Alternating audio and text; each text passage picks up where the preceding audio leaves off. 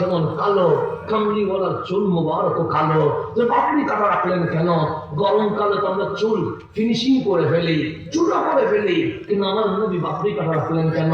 আশিক বলেন এই চেহারা দিয়ে উম্মতি উম্মতি করছে, আর পাপড়ি কাটা চুল, যেই চুলটা কালো, ওই কালো চুলের ভেতরে উম্মতের গুনাহকে গোপন করতে লাগলেন। আশিক বলছে মানলে মানেন, না মানলে আমাকে দিয়ে দেন, আমি অন্য কোথাও বিক্রি করব। কারণ নবী প্রেম টাকা দিয়ে কেনা যায় না, নবী প্রেম মোহাম্মত দিয়ে কিনতে হয়। লাগে আমার দিয়ে দিবেন, চ্যালেঞ্জ করতে ইচ্ছে করলে চ্যালেঞ্জ করতে পারবেন, এটা আমার কোনো আপত্তি নাই, কিন্তু আপনি ট্রল করবেন না, নবী নিয়ে ট্রল হয় না, দিয়ে দেন, আমি অন্য জায়গায় বিক্রি করব। ওয়াল্লাইলি ইযা সাজা, এই কালো চুল মোবারকের কসম, যে এই চোর উম্মতের গুনাহগুলোকে গোপন করেছে, সেটাই বলা হয়েছে এখানে। আশিক বলছে, আমি বলি নাই। যদি বলেন আমার রেফারেন্স লাগবে, আমার সাথে একদিকে দেখা করিয়ে না, কারণ মাঝে মাঝে প্রেমের কথা গোপনে বলতে হয়। কেন? আপনি কোত্থেকে শিখেছেন? আমি কোরআন থেকে শিখেছি। আল্লাহ বলেন সুবহানাল্লাযী আসরা বিআবদিহি লাইলাম লাইলাম লাইলাম। মালিক দুপুরে কি নবীরে মেরাজে নেওয়া যায় না? আল্লাহ বলে নেওয়া যাইতো। 12টায় কি নেওয়া যায় না? আল্লাহ বলে নেওয়া যাইতো। আসর মাগরিবে নেওয়া যায় না? আল্লাহ বলে নেওয়া যাইতো। তো আপনি লাইলাম গভীর রাতে নিয়ে গেছেন কেন? আল্লাহ বলে দিনে আওয়াজ হয়, শব্দ হয়, হট্টগোল হয়, এখানে প্রেম জমে না। লাইলাম যখন সব কিছু নিস্তব্ধ হয়ে যায়, তখন মাওলার হাবিবুল্লাহর প্রেমের আলাপ শুরু হয়ে যায়। লাইলাম গোপনে করি প্রেমের আলাপ, ওপেনে করি না, কারণ অনেকেই বিবেকহীন মানুষ এগুলো নিয়ে ট্রল করবে। সেজন্য আমি বলি রাতের অন্ধকার হাবিবকে নিয়ে গেছি। কেমন করে নিয়ে গেছো? আল্লাহ বলে আমি তো নিয়ে গেছি। সেজন্য অনেকে ট্রল করে নবী কেমনে মেরাজে গেছে, নবী কেমনে মেরাজে গেছে। আল্লাহ বলে বেকুব, নবী কখনোই মেরাজেই যায় নাই। তো নবী যদি মেরাজে না যায় বিশ্বাস করবো কেমনে? আল্লাহ বলে উনি তো ঘুমাচ্ছিল। সুবহানাল্লাযী আসরা, উনি যায় নাই, আমি আল্লাহ নিজেই মেহমান বানায়া নিয়ে গেছি। কষ্ট পাওয়ার কি আছে? আমি নিয়ে গেছি। মালিক কতটুকু দূরে রাখছো হাবিব রে, কতটুকু দূরে সরাই রাখছো? মাঝখানে দেওয়াল ছিল, মাঝখানে পার্টিশন ছিল। আল্লাহ বলে ধনুক দেখেছিস? আমি বললাম হ্যাঁ। কামান দেখেছিস? আমি বললাম হ্যাঁ। যুদ্ধের দামামা যখন বেজে যায় তখন তো কামান আসে। আল্লাহ বলে কওয়া কওসাইন, দুইটা ধনুক এক হইলে যেমন হয়, আমি আর হাবিবুল্লাহ মেরাজে সেই অবস্থায় হয়ে গেছে। কোরআন বলছে কওয়া কওসাইন, আল্লাহর কোনো মিসাল নাই, লাইসা কামিসলিহি শাই, হাবিবুল্লাহর কোনো উপমা নাই। তো আল্লাহর আমরা যখন বলছি কেমন, আল্লাহ দুনিয়াবি উপমা দিয়ে এক্সাম্পল দিয়ে বোঝাচ্ছি। কওয়া কওসাইন, দুইটা কামান এক হইলে যেমন হয়, আল্লাহর হাবিবুল্লাহ তেমন হয়। আমরা বললাম বুঝে গেছি মাওলা, বাংলাদেশে দেখেছি দুইটা কামান এক হইলে মাঝখানে গ্যাপ থেকে যায়। তা তুমি আর তোমার হাবিবের মাঝে নিশ্চয় গ্যাপ ছিল।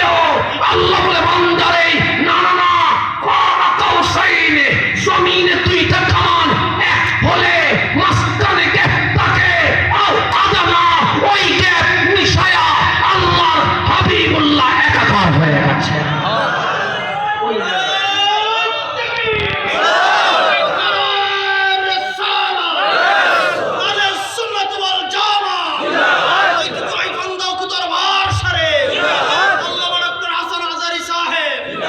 বুঝতে কি কঠিন হচ্ছে?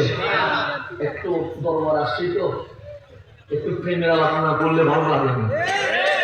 অন্য কোনো মাহফিলে গেলে এগুলো বলি না, এখানে বলছি। কারণ আশেক পাইলে তো বুঝাইব কথা, হুসাইন না হইলে কি নবী চিনবেন না। এই যে তুই বসে থাকলে তারা এগুলো বলে লাভ আছে? নাই নাই, হুসাইনের নাসরুদ্দিন সিপাহসালার বংশধর বসে আছে, এখানে আলেম রাসূল বসে আছে। এখান থেকে নবী প্রেমের সূর্য যদি না উঠে, সোনার বাংলায় সূর্য তোলানো সম্ভব হবে না। সেই জন্য নবী চিনার দরকার আছে না? আচ্ছা, চিনতে হবে আমাদেরকে। এখন সেন গভীর মনোযোগ, বুঝতেছেন আপনারা? কঠিন হচ্ছে? আমার নবীর চেহারার কসম করছে কে? আল্লাহ। কথা ঠিক না? আমার কামলিওয়ালারও হাত আছে, আমাদেরও হাত আছে, আছে না নেই? আছে তো। আমার হাত আর নবীর হাত কি এক হবে? হবে না।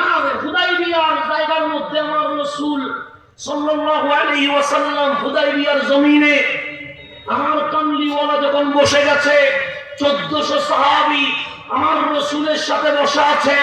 হঠাৎ করে যুদ্ধের দামামা বেজে গেছে। আমার কামলিওয়ালা বলে যুদ্ধ চায় না, শান্তি চায়। আজকের আলোচনা হচ্ছে শান্তি। আমার নবী বলছে শান্তি চায়। হঠাৎ করে মক্কার মানুষ বলে যুদ্ধ চায়। আমার কামলিওয়ালা বলে তোমরা হিংস্র হতে পারো, আমি রহমতুল লিল আলামিন, তোমরা যুদ্ধ চাও, আমি শান্তি চাই।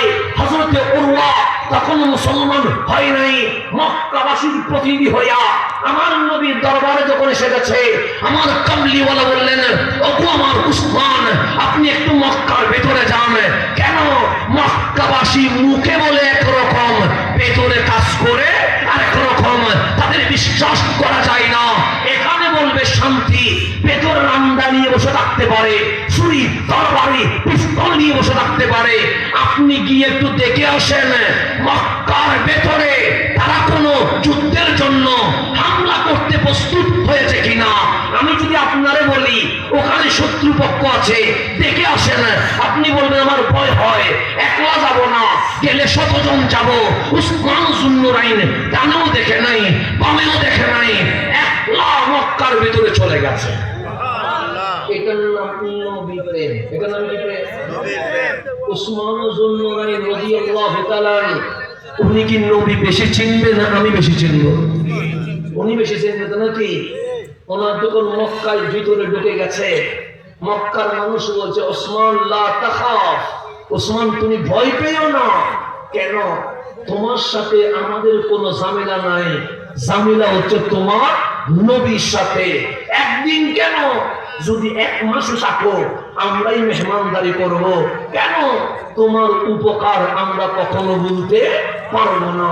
উসমান যুন্নুরাইন বলে, আমি তোমাদের পানিও পান করব না, খাবারও খাবো না, আমি পরিস্থিতি দেখতে এসেছি। ঢুকতে ঢুকতে ঢুকতে ঢুকতে মসজিদে হেরেমের কাছাকাছি চলে এসেছে, কিন্তু উসমান যুন্নুরাইন কাবা দেখছে না, মক্কার ওই আল্লাহর বাইতুল্লাহ দেখছে না, উনি অন্যদিকে তাকিয়ে আছে। মক্কার মানুষ বলছে, ওসমান আপনি যখন ঢুকে গেছেন, এটার নাম মসজিদে হেরেম।